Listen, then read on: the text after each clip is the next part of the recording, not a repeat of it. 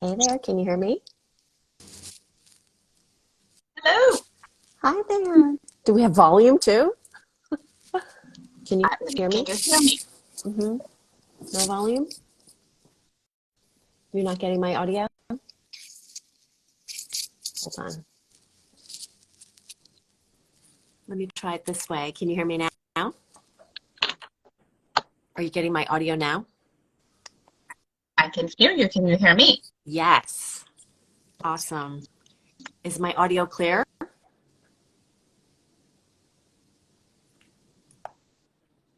Can you still hear me? Yeah, I can hear you. Uh, I can't see you, so I might be doing something totally wrong here. Huh. Me-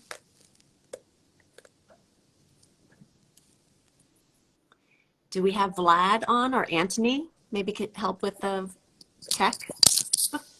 Ah, yes. Can you hear me? Hey there, how are you? This is why we Hey. need So backup, can right? absolutely. So can you both hear me? Yeah, I can hear audio's fine. everybody. Can you hear me, Yep, I can hear you. DC? I can I can see hear both of you. you Can you too. hear me? DC, your connection is cutting in and out. Let me try to log in back up. So I'm going to log out and come back in. So let's see if that works. So let me see if that tries. Okay, cool. Is that Vlad I was hearing or Anthony? That was Anthony. Ah, hey, nice to meet you. You too. I was just I'll put my camera listening on to for a your second. interview. Yeah, please. Nice to see you. You too. Oh, congrats on your fiction coming up. Thanks. Yes, Yeah. third one coming out soon. So Oh, that's pretty so exciting. exciting. And starting from nonfiction, moving over to fiction, right? Yes, exactly. Yeah. Very cool. And on Okay. topics. Hey, still a little underwater, but I can hear you. Okay. I'll leave it. I'm good. I'm trying to figure out why my ear. Let's Yeah, see. your audio is cutting in and out. Audio's not good, DC. Oh, nothing at all. Um, Sometimes it's okay, but it's cutting in and out. Uh, Hold on a second.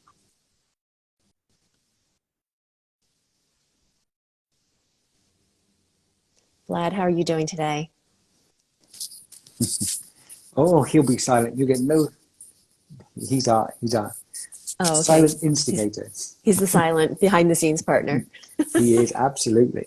Yeah. Yeah.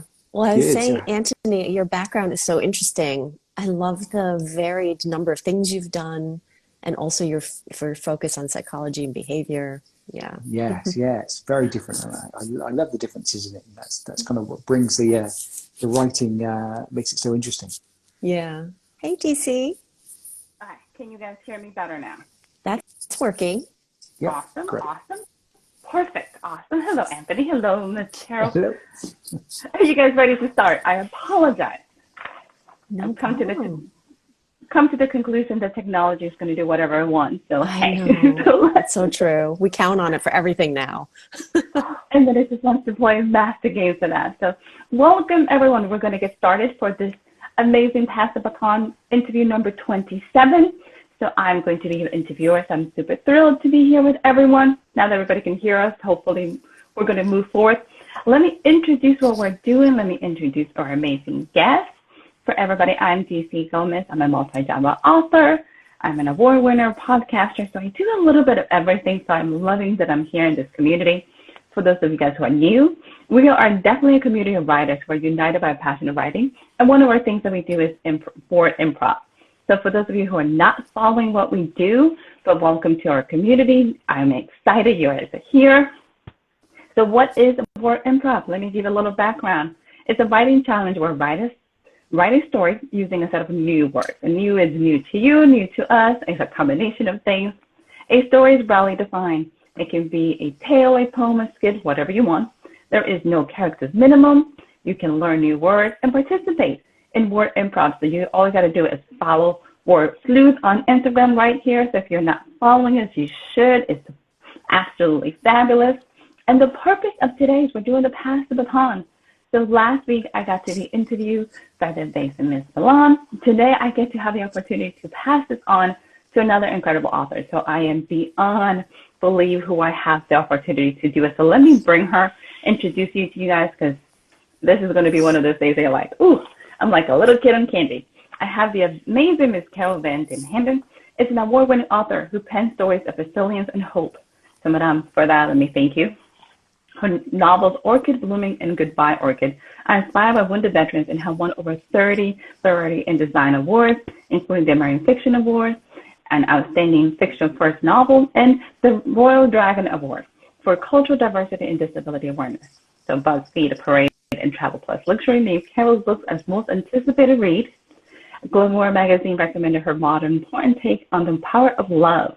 So the International Published Queen selected Goodbye Orchid as a 2022 bonus of the book month, and Orchid Blooming as a 2023 International Book of the War month. So congratulations. So what is Carol's mission, if you guys are wondering? So here's the most beautiful thing. It's unlocking optimism as a writer, speaker, strategy, board member of a climate reality, one speaker to her good fortune, her humorous hobby, and twins who prove that love really does conquer all. So Madame, welcome. Glad to have you. Thanks for that warm welcome, DC. And I loved your interview as well last week. It is such a fun community. It's so full of just amazing love. So yes. So we're going to kick it off because you're going to be reading a war improv from another author. So we're going to start with that. So for our viewers who are wondering what is war improv, you're going to have an opportunity to share with them. So I'm going to turn it over to you so you can do the reading. Absolutely. And thanks so much for passing the baton. I am very happy to get the baton. And we're going to have to talk about candy since you talked about Candy Shop a moment ago, given the company where I work. So the reading I'm doing is from Mystic by Anurag. And I would say, please follow him on Instagram. Such an interesting person. He and I had a chance to do a Zoom, even though he's in Saudi Arabia, he's in Bahrain. And here I am in New Jersey in the US. We were able to meet each other despite the 8-hour time difference. And he gave me a little insight into this piece that I'm going to read. So let me read it and then I can share. I think there are, so as all of the word sleuth competitions happen, they have 6 different words that are usually fairly little known words, rare words that are put into this piece.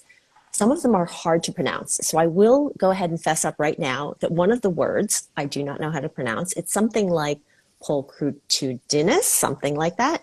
It means something else. I'll just use the definition instead of the word itself because I cannot pronounce it when I read the piece. This is from number 34. In the town of old by the sea, there lived a woman proud and free. Her beauty was beyond compare, comely with golden hair. She was a harbinger of change, a leader, strong and not estranged. She ruled her people with an iron hand. Domineering, she commanded the land. But her heart was filled with a deep cathaxis, a longing for love that left her perplexed.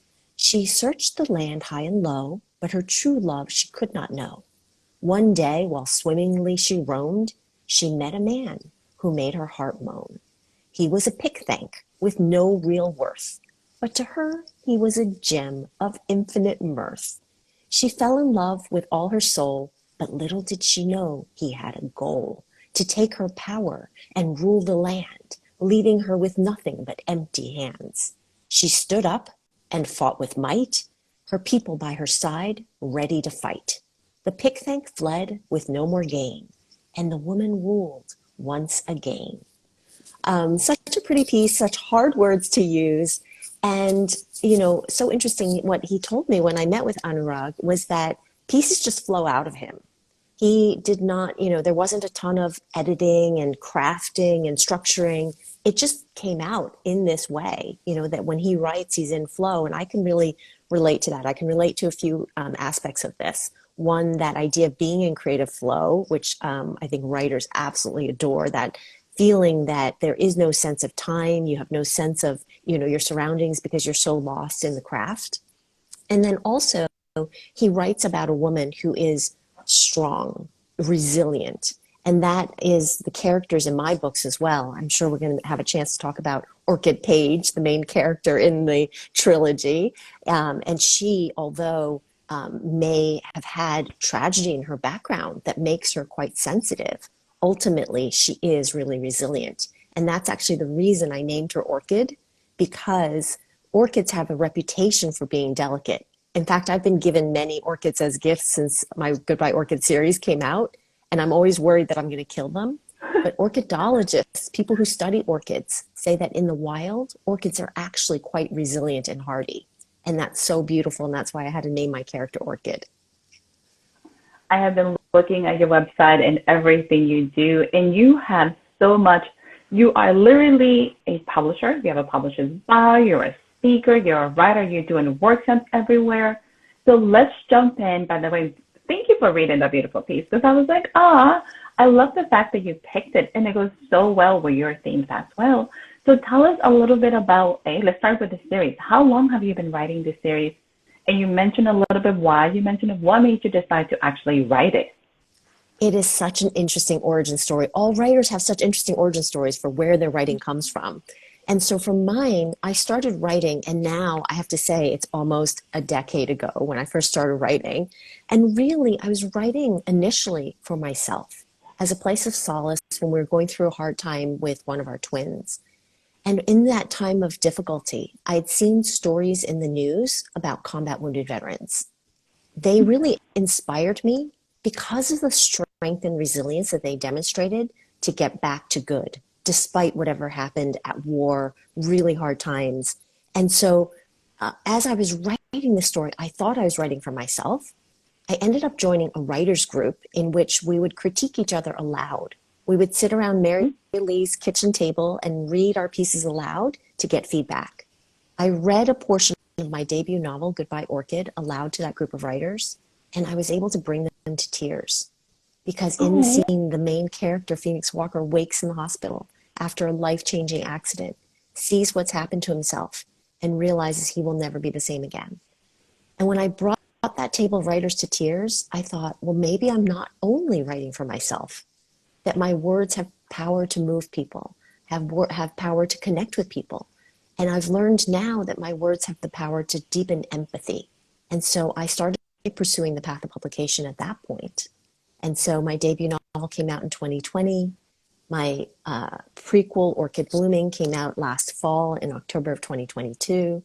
And I'm so excited that the third in the trilogy, Always Orchid, we just had a cover reveal by Bookish from NetGalley, is coming out this October.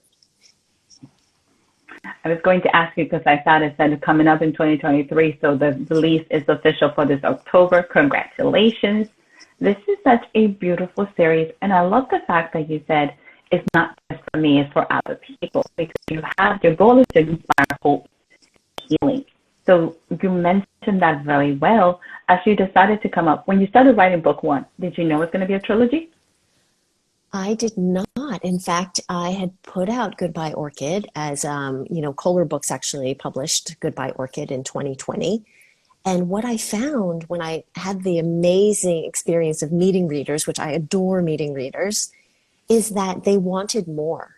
So I met with book clubs and they said, we love Goodbye Orchid and, this drama between Phoenix and Orchid, Phoenix believing that after this life-changing accident, perhaps he is not enough for Orchid and longing for her and thinking about her, but actually remembering because of the tragedy in her past that she might be too sensitive to images of trauma and feeling that he may, in order to protect her, need to leave her without explaining why. That's the central drama in Goodbye Orchid, and it is an emotional roller coaster. What I found when I met readers and book clubs is that they wanted to know both what happened before page one of Goodbye Orchid. Tell me more about the relationship between Phoenix and Orchid and how they got to this point. They also wanted more after the last page of Goodbye Orchid. Okay. So what happens after, the emotionally satisfying ending, they wanted more. And so when I have gone back, now book clubs have had me back multiple times, the same book clubs, because they loved the first book, wanted to discuss the second book. And when I went back and told them that they were the ones that inspired me to turn Goodbye Orchid into a trilogy, they said they teared up. They were like, that is so moving that you did this for us. So it really had to do with reader input and feedback. A lot of authors do take a huge step based on what the readers are saying. So the fact that you went back and said, I can fill in this blanks, I can give you that, is such a beautiful thing for your readers. And the fact that they recognize this is blowing and it's just amazing. So you're doing book clubs. What do you do when you go present to a book club? Because a lot of authors don't have that opportunity, especially during the shutdown. But what is some of those tips you can give them when you go talk to a book club?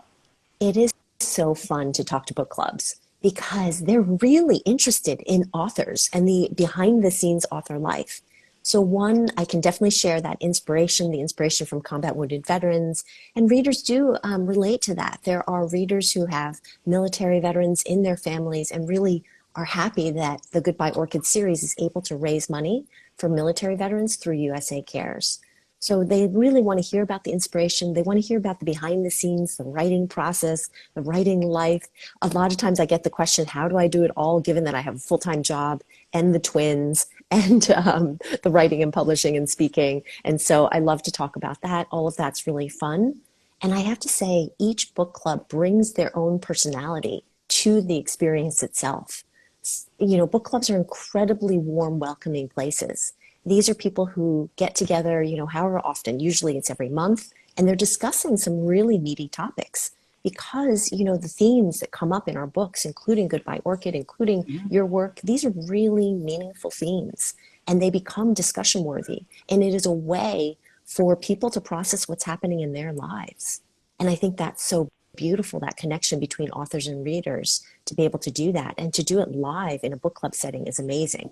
In fact, it's great that you're asking me about book clubs because recently I had the great pleasure to meet with the literary libationists in a wine library in which they had come up with a full cocktail menu that was named after each of the main characters in the book and a reason for the cocktails or cocktails that were mentioned in the books. As well, they bought an entire bottle of Chinese baijiu, which shows up in the Goodbye Orchid series. And we all toasted with this Chinese fire water, just like Phoenix and Orchid did in the series. They had custom discussion questions, even though the back of my books have discussion questions in them for book clubs. They came up with their own discussion questions. It was such a fun evening. And then at the end, they gifted me this scarf that I'm wearing has orchids on it. They gifted this to me as a way to remember literary libationists, to thank me for my time. And I really treasure this. This is so lovely to have this, connection between authors and readers. Okay, that is just beautiful in so many different ways. And it's such a passion. And the fact that they wanted to bring your books to life, that they did it in such a way that is, we're going to tactile, we're going to create it, and it's all inspired by your books. So congratulations. That's a beautiful experience. I have the same question. How do you do it all? Because let's talk a little bit about you as the founder and president of Zine Press. What is this, and when do you find the time to do it all? So I'm all about your readers. I'm like, do tell us, how did you manage that? And we could ask you the same question, DC, because you have a very impressive bio and you do a lot too. And you've described your time as working multiple full-time jobs, which is how I feel as well. So I can relate to that part. I can relate. Yeah. So a Zine Press, I'm very proud to have founded a publishing company that is registered as a B Corp, a benefits corporation. A lot of people don't know that benefits corporation is an option when it comes to businesses. I just spoke at IBPA, Independent Book Publishing Conference, book convention. Actually, they have their Publisher University conference they had it in San Diego. I spoke about the option to create a B Corp because I want more people to know that there's this option between a nonprofit and a for-profit, because a B Corp is a for-profit that has environmental and social justice goals built right into its mission. So a Zine Press is registered as a B Corp. My mission statement absolutely has environmental social justice goals built right into it, which is consistent with my overall goal to inspire hope and empathy for people and planet. And so it was really important for me to create it as a B Corp. Right now, that publishing company is publishing my Goodbye Orchid trilogy and other works to come. As I get up to speed and learn, then I'll be able to help other authors along this journey too. And so I'm looking forward to that further, step up in the company. I think that was part one of your question. I might have lost part two. Oh, how do I do it all? The juggling. Yes. So there's two. Yeah. So that was the zine press. I often say there's two answers to how to do it all. I mean, one, I find the clearer I am about my purpose, about my why, the more passion and energy I have to do the things I love. So I absolutely love my corporate day job in which which I've worked as a marketer, as a strategist. I currently govern our digital transformation. Really interesting, intellectually challenging. I work for a purpose-driven company whom I adore and actually happens to be in the confectionery category. One of the categories is confectionery. So when you said candy shop, I had a smile inside. I also adore my writing and publishing and public speaking. And so I find passion and I find energy to do that because it is so clear to me as a way to deliver my why. And likewise, that's why I love serving on boards of trustees and I'm actually seeking my next board role is because I think that's a meaningful way to give back to the world. In fact, it's probably a reason I really love being able to read somebody else's piece to kick off this interview because it's a way to pay it forward, to shine a light on other people's amazing work. And so, in terms of how to do it all, I think it is finding where you have your passion. And then the second answer I would give is I did dedicate my debut novel to my husband because he really helps me. He makes sure the household runs so that I can be the best person I can be. And that support is just invaluable. And I'm so thankful to him for that. All right, Ms. Carol, all of that is beautiful. And I'm like, I don't know how we unpack it in this short amount of time that we have. So you're doing everything that is very purpose driven. And sometimes I think we get so busy trying to do all the small things of the business. Are we publishing the book? Are we promoting the book? Are we doing all these things? That the purpose tends to get lost. But you're very clear. You know your why. And it seems very much like if everything doesn't fit within that why, you're not doing it. Is that right? I do say no to things because I have to be able to stay clear on my why and to really I prioritize.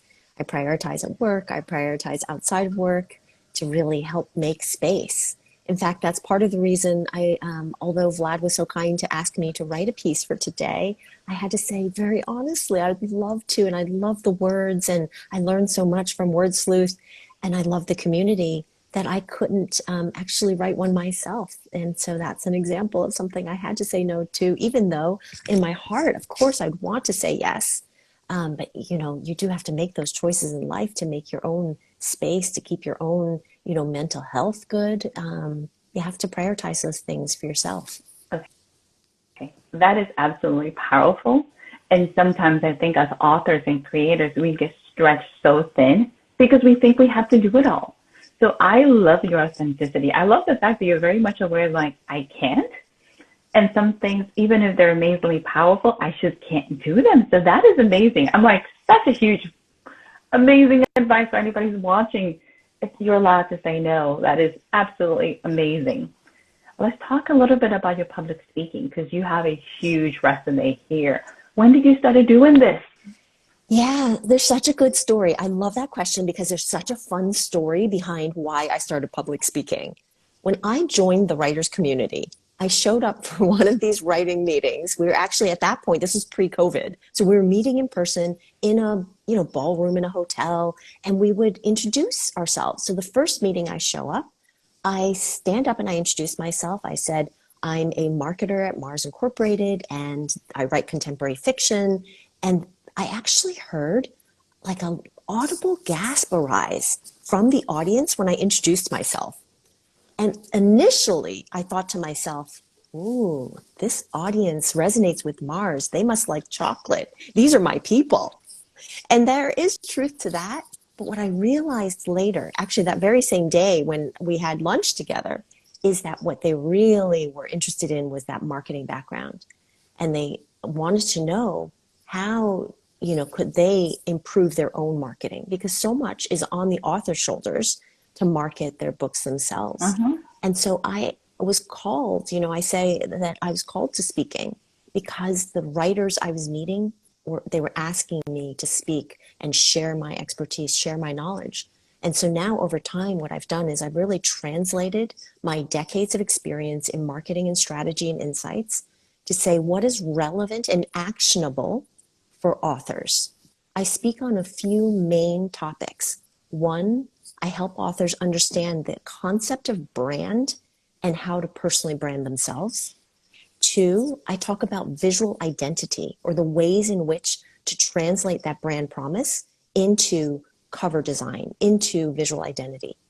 Third, I do talk about marketing strategies and tactics, but it's not in the typical way you might hear in conferences where people are talking a lot about, the details of where should you buy paid ads or what email service providers should you use. I mean, those are very useful.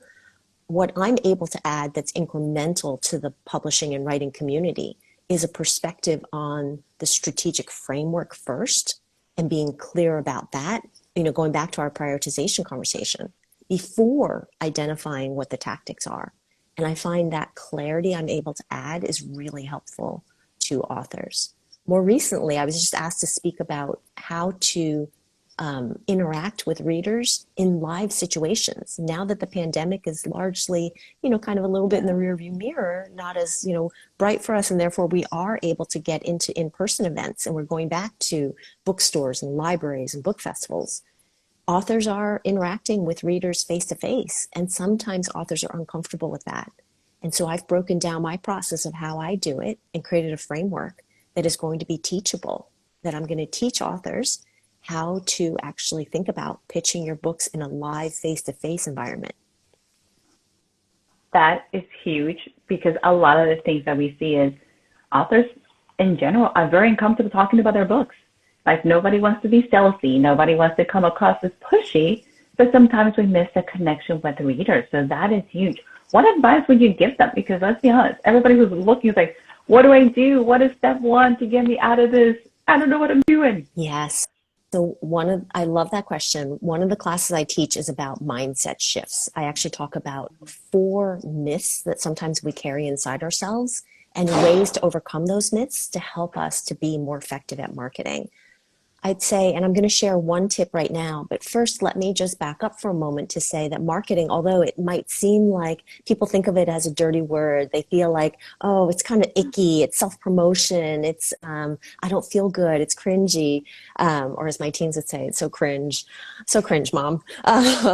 But actually, the mindset shift I'd love to share that can be a helpful tip if authors are feeling that way, if authors are feeling like it's icky to shine the spotlight on themselves. I actually want to go back to that idea of a why, of your passion, what's driving your mission. Because if you're clear about your mission and that's the reason you're trying to connect with readers, that will actually change the spotlight. The spotlight isn't on us as authors. The spotlight is on the reader, the ways in which you're solving problems for readers. And the spotlight is on the mission you have and the themes that you're shining a light on. And so for me, inspiring hope and empathy for people and planet, that really motivates me.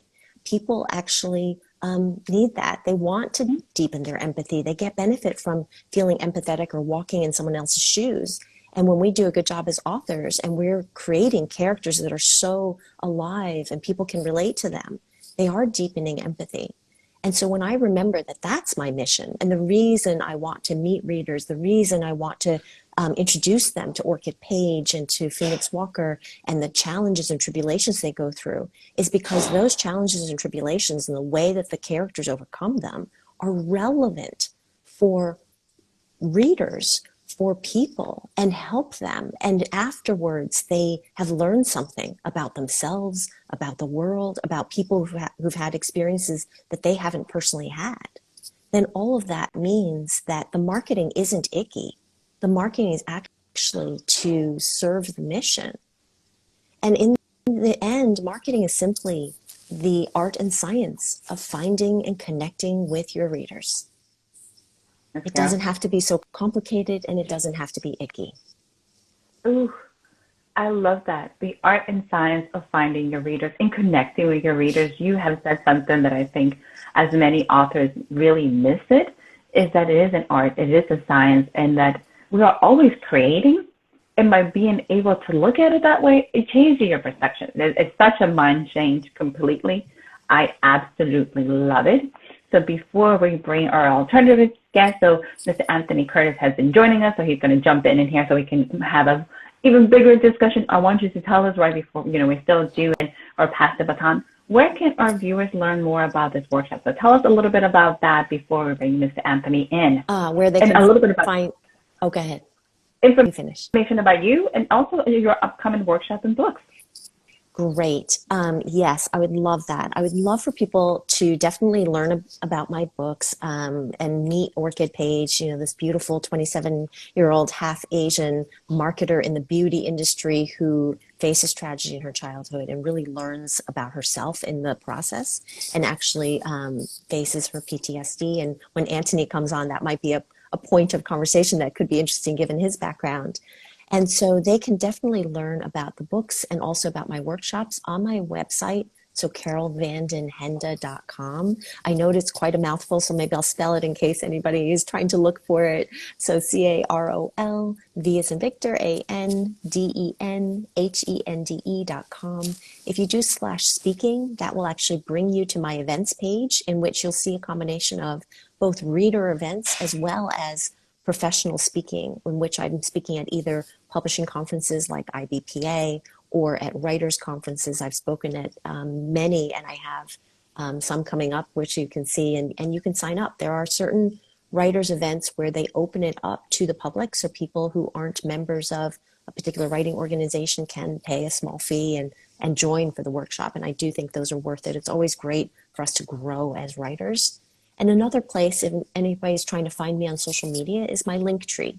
So linktr.ee/CVDH is a great way to just see where my Instagram, Facebook, TikTok, all of that is, so that we can connect on social media. Would love that. Awesome. So let's bring Mr. Anthony, because he was actually the very first guest to Pass the Baton. So I am excited that he's joining us. Hello, how are you? Hello, how are you both? We're wonderful. You're joining us from the UK. So I know everybody's like, we're looking all across. I'm in Texas. Miss Carol is in New Jersey. You're in the UK. So we're tapping into everything. So you have a whole bunch of different world experience. So any questions you have for Miss Carol, let's jump in. So yeah, just fascinating, really.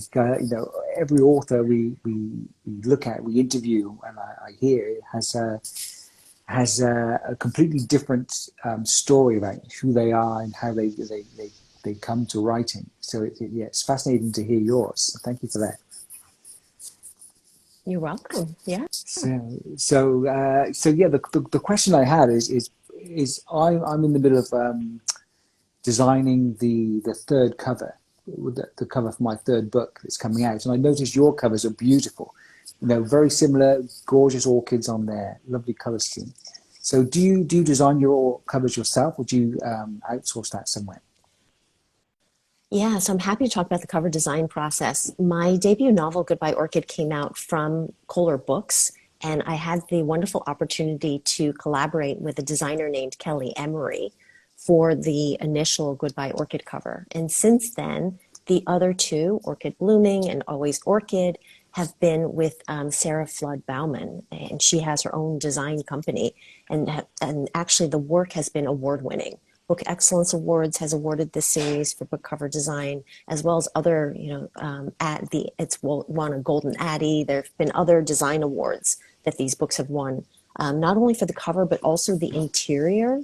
So there's a hidden Easter egg design detail, which I'll show you in a moment. But I do want to answer your question about how you think about design, because it's not that I design the covers myself, but I teach this course in which I talk about this translation of your brand promise into visual identity, including your book cover. And I talk about the importance of really respecting the designers and the expertise that they bring and being able to inspire them through a brief and through a collaborative process, instead of thinking about it as transactional. Sometimes I hear writers saying, who can tell me who's a good designer or a bad designer? It doesn't actually always come down to good or bad.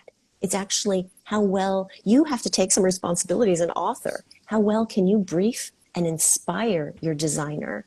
You can have the same designer produce work that's not so great and work that is stellar. And that comes down to how well you as an author or your publisher can really inspire them. And so I think that idea of a brief and the collaboration are really important. I think I lost a thought in there, but I do want to, before I forget it, to show you there's also this wonderful interior design detail. So you see, in this case, in Always Orchid, the orchids are actually blooming to show the growth of the characters. I'm not sure if you're going to be able to see, but the bottom right corner of every page also has orchids. And when you flip through the pages, the orchids are going to appear to blossom until you get to the depths of the story. And then they visually come together for the emotionally satisfying ending. It's like a flip book feature inside the book, and the books have won awards for interior design as well. That is That's beautiful. Yeah. Yeah. Anthony, I might have missed part of your question, so apologies if you wanted to circle back with me on something. No, that's great. I think, yeah, you're right. The collaboration is essential, and you as the author have that responsibility as well, not just to hand it over. Yeah. And so my other question was on your character Orchid is in marketing as well. So how much of the character is from your background? I mean, as you know, both of you as authors probably have this experience as well. There's parts of us, of course, that show up in our characters. There's parts of us, and not only the backgrounds, but also the emotional authenticity that shows up in our characters. And then, of course, it is fiction. So there is a lot that's added, you know, that is imagination that we get to explore, which is part of what is so fun and what gets us into flow, you know, the stuff that we get to make up. So there, you know, and it's hard to pull those apart. How much is, you know, from our actual lives? How much is fiction? But I would say, yes, Orchid works in an industry that I'm familiar with. So although my stories are inspired by combat wounded veterans, they're not military veterans themselves. They do live in the world that I work and so which I'm familiar with. Phoenix Walker is the head of an ad agency. He's the successful entrepreneur and founder of an agency. And I love working with agencies. In my marketing days, I've loved working with packaging, promotions, advertising, naming, all kinds of agencies. And absolutely, Orchid works as a marketer in the beauty industry. And that is something, you know, I understand that world. And in fact, the two of them, when they meet, it is a work relationship. And they do work on a brief together. You know, we just talked about briefing design agencies or designers. And so the two of them do work on a brief together. And Orchid has promised herself that she is going to keep this relationship all work, except the chemistry makes it really hard to do so. So that's what happens in the prequel, in the first in the series, in Orchid Blooming. You know, in fact, what she's most motivated by is because she did lose her parents at a young age, she's half Asian. Now what she wants as an adult more than anything is to win a work trip to China to feel closer to the memory of her mother. And except that trip is really competitive. And her boss says she needs more advertising experience to try to have a chance to win the trip. And so when she meets Phoenix, the head of the ad agency, she's a smart cookie. She convinces him to mentor her under the condition that their relationship is work, only work. And you can just imagine what might ensue. Yeah. Yes. Do you think the writing of Orchid Blooming would have been different if it was the first in the series that you wrote rather than the second one, but a prequel? I actually had a lot of Orchid Blooming already, either in my mind or actually on paper when Goodbye Orchid had come out, because that backstory had to be clear to me as an author. And so I think most of it would have been the same. Although when I wrote Orchid Blooming, secrets came out that even I didn't know as an author that the characters told me once I started putting them on page. Yeah, and so there are I a love it lot when of they do fun that. plot twists and secrets. Yes. Yes, the characters usually take over and have a life of their own. And yeah, it's great. So if you could offer one piece of advice to aspiring writers and authors, what would you say? Yeah, you've already heard me talk about the why with great passion. So I'll offer one other thought, which is For example, the three of us together and Vlad behind the scenes, it is wonderful to have community. So find or create your community. Find fellow writers. Fellow writers, sometimes when new authors come into the industry, they might think of other writers as competitors, but no, we are colleagues. We are co-workers. This is our community, and it is a wonderful, embracing, warm, giving, generous community. That's why I speak at writers' conferences, to give back, to share my knowledge, to share my expertise, to help others along the journey. And it's a wonderful place. So find or create your community. Great. What a great piece of advice. Very true. So I want to back up to something you said about the covers and the branding, because it was such a beautiful description of that collaboration. And Anthony, I'm so glad you brought it up. You mentioned something about creating your own personal brand with even your covers. How do you do that? Because sometimes as we're starting out, we're so busy trying to create covers that match a genre that we don't think about our brand. We're not thinking how this matches us as the author or the individual. How did you manage to keep that within your brand as well as the genre you were writing for? Yeah, these are great questions. And I do hope people who are interested in the topic will either join me for a workshop on these topics, because each of those topics is a full workshop. So the idea of personal brand is a full workshop in which I distill down the definition of the word brand, because sometimes that causes confusion. People conflate the idea of brand with design or brand and branding. But brand most simply is defined as a promise. Your promise to readers, and it could be even your promise to publishing professionals that you're working with. And so once you have the clarity of that concept, there are different tools that you can use. And actually in my workshop, I walk people through a brand framework so they can articulate their own personal brand for themselves to have that clarity. It can be tools as simple as, well, maybe not simple, but it can be tools that you might be familiar with, like the idea of archetype. So sometimes we think about archetype for our characters. Archetype is simply the 12 universal stories that are told throughout time. Carl Jung famously wrote about these, and they can be like warrior, caregiver, lover, these 12 archetypes. That can be a tool to think about, what is your personal brand? What are the archetype or archetypes that you really resonate with? And of course, I can't do a full workshop justice in these few minutes, but to give you a flavor, that's some way to think about your brand. Once you have the clarity of what your brand promise is, then you can start thinking about, how do you translate that into visual identity or into book cover design? And that might show up in the design brief. And of course, every brief is a little different. The briefs I'm accustomed to have a portion on there for personality or tonality. Or what are your unique assets, your visual assets, the memory structure that you're building? Those are things you can articulate in your brief. And those will come out of what's consistent with your personal brand that you identified in your brand framework. Ooh, that is so good. I'm ready. I need to take this workshop. That is so on point. And sometimes I think we forget how all those little elements play so well with each other and how well they can express themselves. I love the fact that your books have won awards for the design as well as the story itself, because it's such a beautiful collaboration. When you were creating these books, what is one thing you learned that you were not prepared for that kind of really got you? I didn't see that coming. During my whole publication process, something I've learned along the way, there is so much to learn, as I think authors deserve, all to have medals or be on pedestals or something, because an author life is really not just the writing. Although perhaps in movies, in books, sometimes it's depicted as that lone art of sitting in front of a keyboard with your pen and paper, just the writing. The writing's really only one aspect of it. There is an entire realm of marketing skills and capabilities that need to be learned.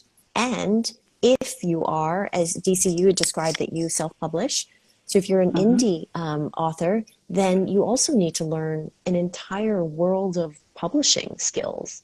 How do you go about formatting, hiring developmental editors, copy line editors? Where do you find beta readers, proofreaders, all of that? There's, so much along the actual publication process, so much along that marketing, art, and science of finding and connecting with your readers process, and then the writing itself.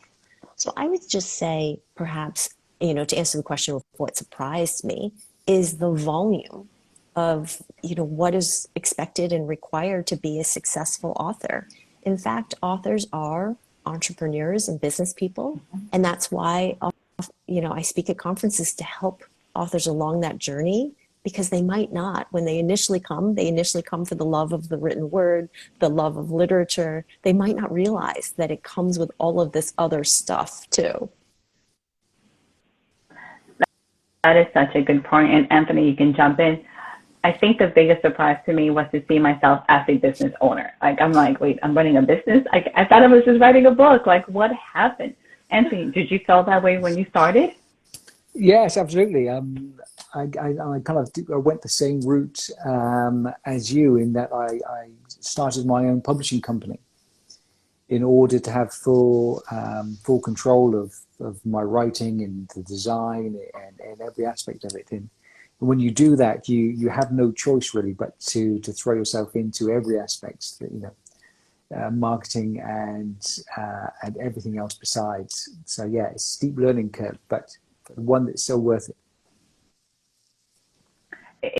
It's one of those things that once you decide, okay, I'm going to do it, it's going to be such a transition and a mind change. And it all goes back to your mindset. What was the hardest mindset going from I'm a full-time employee, I have a marketer, now I'm a writer? Did you have to do some mind shift on your own, Ms. Carol, or was something that came natural to you? I'm not sure I can point to one cataclysmic event. Perhaps it's just bit by bit, right? I think we all are growing as writers in terms of our craft. We're growing in terms of our marketing, in terms of our publication skills. And so I think for sure there have been shifts, but I'm not sure I can point to any particular one. I do have a question for you, which is, given DC, you're writing series as well, right? Mm-hmm. I'm curious how you find, because now I'm at the end, I'm at the finale of my trilogy. The third one's coming out in October. And I've written each one so that they can be read as standalone. So no matter where a reader comes into the trilogy, they can start with book 1 or book 2 or book 3 even. It's written so that it can be understandable. So I'm curious how you've approached that for your series. Are readers expected, and are they reading them in order? Or are they discovering you and coming in different places, and are you encouraging that? I have a couple of ones that you can read anywhere. Like I have a children's book and it says it's a series, but it doesn't have to be read in order. What I'm finding out, like my humorous fiction, you can read either one of them. Is very similar. You don't have to pick book 1 to get book 2. It's interesting because it depends on the reader. Most of my readers are very much have to read in order. So what I usually get for my urban fantasy, that one has like 5 novels and 3 novellas. Readers want to know, how do I read it? And I was like, I need a map. Like I need a timeline so people can gauge, because it's very much the concept of people wanting to know while they can read them anywhere, they don't want to. Like a lot of my readers want to know, okay, what is book 1? Is one of the novellas goes in between? What is book 2? What is book 3? So it hasn't become much more of a learning curve for myself, because I thought I was just going to give you the options to pick them up where you want them, and then pick the novellas and read them if you like them. And the reader's like, yeah, no. How am I supposed to read these books?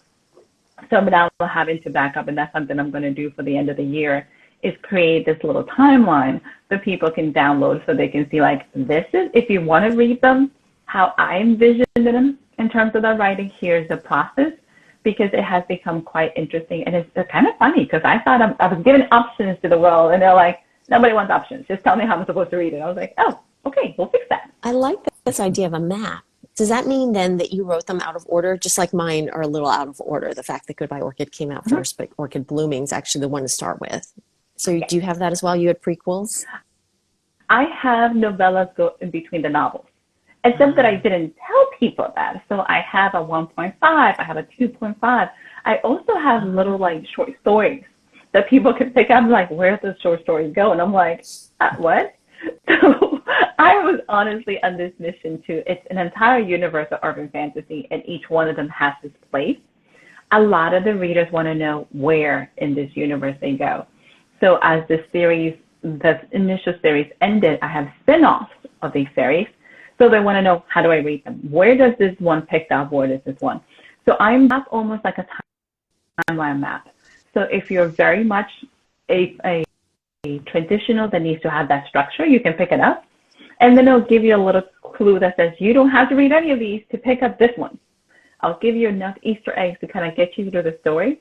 But it's something really fun for them to be able to have a visual. Here's a little, covers. Here's how you're supposed to read this. Because it has become one of the biggest questions that I always get about what order. And I was like, okay. Oh my gosh. Yeah, that would be great. I'm also curious, yes. I don't know, DC, if I can ask you. I loved your interview where you talked about how you got the USA Today best-selling status through an anthology. And of course, the USA Today thing doesn't exist anymore. But you talked about working harder for 9 months than you've ever worked on a launch before to get that status, to get the 6,500 sales in that week. What were some of the learnings you had? What did you do to get the 6,500 sales? I know it was a combination of a lot of authors. And that you've learned that you would do again? Some of the things that I took for granted is the power of pre-orders. So pre-orders are amazing because it gives everybody a very designated date. Like the book is going to come out on this date. It's very things in terms of being able to market to that pre-order. And in order to do it, we did little things like, cover releases to kind of amp up the stuff. We did a combination of giveaways. So to incentivize people to get the pre-order, because one of the things that happens is like those pre-orders count towards release week. So the New York Times bestseller is still out there. So people who are looking for that is one of those amazing things in order to be able to build that, hype, build the word of mouth, get people to promote it. Some of the things that we did that are no longer working, we did tons of Facebook posts.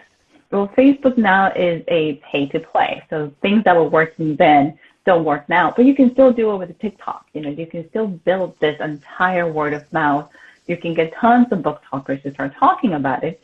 But having a date that it was going to be released and knowing that the date needs to be on a Tuesday. So that way we had Horrible Master Plan. Half of our pre-orders got lost on Amazon. So, we worked for 9 months to build this, and then Amazon's like, oh, they're gone. So that last 6 days, it was almost like rebuilding everything, because things that we don't take for granted is, you're going to pre-order a book a year in advance. If your credit card doesn't work, that pre-order is gone. So if for whatever reason something changes in the algorithm, some things that a lot of my author indie friends says, Amazon sometimes gives preference to traditional, so your orders might disappear. But it became very much like the last week was crunch week to a whole new degree. But it gave me an appreciation of being really careful at planning, being able to promote every week, because I'm the person, I don't know if you guys can tell me you're the same. Like, I have a book that's coming out. I'm going to talk about it, and then I feel like I'm bothering people. So I talk about it a couple times, and then I'm kind of let it go. So this forced me to realize, and even being on TikTok, that in order for this to get through, people have to find your book when they're in the right mood. Mm-hmm. So the 7 times doesn't count if it's not 7 times in the right mood. Yeah. So I had to kind of get over the fact that I was talking about a book. I'm like, I feel like I'm spamming people. They're like, they're not going to remember unless you tell them. Yeah. And things that we did as important is telling people the why this was important to me. Mm-hmm. Why did I want you to pre-order this book? Why did I want you to help me? What this meant for me. I was like, it was a lot of my personal story why this was important in order to get it. So it changed the way I thought marketing and changed the way how I pushed things. And then it got me over the fact that I'm like, you're going to have to talk about it because nobody knows. So what are you going to do? I love that. And I can really resonate with this idea of why a book is personally important to you. For me, because my main character is multicultural, she's half Asian, just like my twins are. There's such a personal connection the fact that the books shine a light on disability awareness when I have a special needs guy in my house, like it is very personal, kind of going back to Anthony's question of how much of yourself is in your characters. It is us putting our hearts on the page. It's us putting our own personal vulnerabilities and experiences on the page. And that's when readers resonate. They can feel when it's real. One of the things that I learned, and I'm doing it recently because I think it's hard for us as authors reading our own words. A lot of my friends have said, okay, you need to start reading your books. And I'm like live? They're like, yes. So this is like the second week that I've been doing it, but it changes the way people see our works. Like people want to hear our words and the emphasis we put and the passion we bring and the behind the scenes. It's like going to those book clubs. So that really changed. So I love the fact that you're tying all these pieces together. The funny thing is readers want to know that. And when you do a book reading, they get an opportunity to hear it and feel it. And I'm like, oh, no, I have to do this in public. Okay, let's do this. I know it's a little a lot, but it's amazing. Yeah, I did one on TikTok recently, reading the opening lines of Always Orchid, because no one can even, I know, Anthony, you put your first chapter online of your upcoming release, but no one is actually able to read the first chapter of Always Orchid yet. So I did read a little bit of the opening. What was the reaction? Because that's usually very life-changing. Yeah. I mean, I can't control the algorithm, right? But what I found, what was interesting was my own experience of putting it out there. And now here it is. This is my third novel being released. And yet there still was that little bit of nervousness, like putting yourself out there, putting a new work out there, not sure how it's going to be received. And of course, Orchid Blooming, Goodbye Orchid, I'm like, I get these amazing heartwarming emails from people saying that they loved it. They stayed up in the middle of the night. They couldn't go to bed until they found out what happened. Those are amazing. And so I think that will be the case for Always Orchid as well, but you never know 100% until it's out there. What does give me some, and you may have this experience too, Anthony and DC, is what gives me some of that confidence is awards, when book awards recognize the work, and then beta readers loving it. I've had proofreaders say, oh my gosh, I almost forgot to proofread because I was so lost in the story. So I'm like, all right, good signs. And in fact, I feel like each of my books are so, get stronger and deeper emotionally. And I can't wait for people to, see Phoenix and Orchid and Always Orchid. It is a beautiful story that travels from the US to overseas and back, and really puts the characters through a lot, but also has such a heartwarming, emotionally satisfying ending. Oh, that is beautiful. Anthony, anything you want to add to that? Because I'm like, aw. No, that's great. No, it's lots of great pieces of advice, lots of kind of inspirational insights into how you do it and what you do. And yeah, I can't wait for the new one to come out. Yeah, please check it out. And if anybody needs that map like DC was talking about, definitely start with Orchid Blooming. You'll meet Orchid there. Go to Goodbye Orchid, in which you'll really hear Phoenix's story. And then I cannot wait for October for everyone to see Always Orchid. Oh, I love it. We're coming up to our hour. This has been amazing, and I can chit chat with you guys forever, but I know everybody has amazing things. So Ms. Carol, we'll start with you. Do you have any closing remarks? And once again, where can they find your works? Just huge gratitude, honestly, from the bottom of my heart. Gratitude to both of you, to Vlad for putting together this community, for everyone who's calling in or listening to this later. I think that it is just wonderful to come together to celebrate literature in the way that books can connect humans. In terms of where to find me, carolvandenhende.com is my website, or my link tree is linktr.ee/CVDH to get links to my socials and my website, and also a pre-order link for Always Orchid. Awesome. Mr. Anthony, any closing remarks, and where can our viewers find you? Great. So yes, people can find me on Instagram as Anthony_Curtis_author, or go to my website, Anthony-Curtis.com. There you can read the opening chapters to my novels and sign up for newsletters for the new one that's coming out in just over a month's time.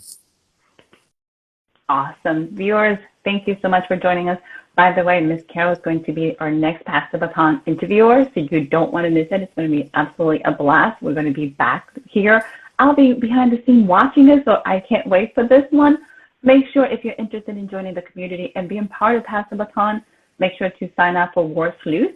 It's on Instagram. You can DM. Make sure you get involved. If you're curious, I am also on Instagram at dc.gomez, easy to find, and check out my website, dcgomez-author.com. And we thank you all. Hopefully you guys have some amazing tips, this amazing collaborations. Ms. Carol, Mr. Anthony, thank you so much. You guys have an amazing day. And we'll see you again in the next Pass the Baton. Thank you. Bye. Happy weekend. Bye. Bye.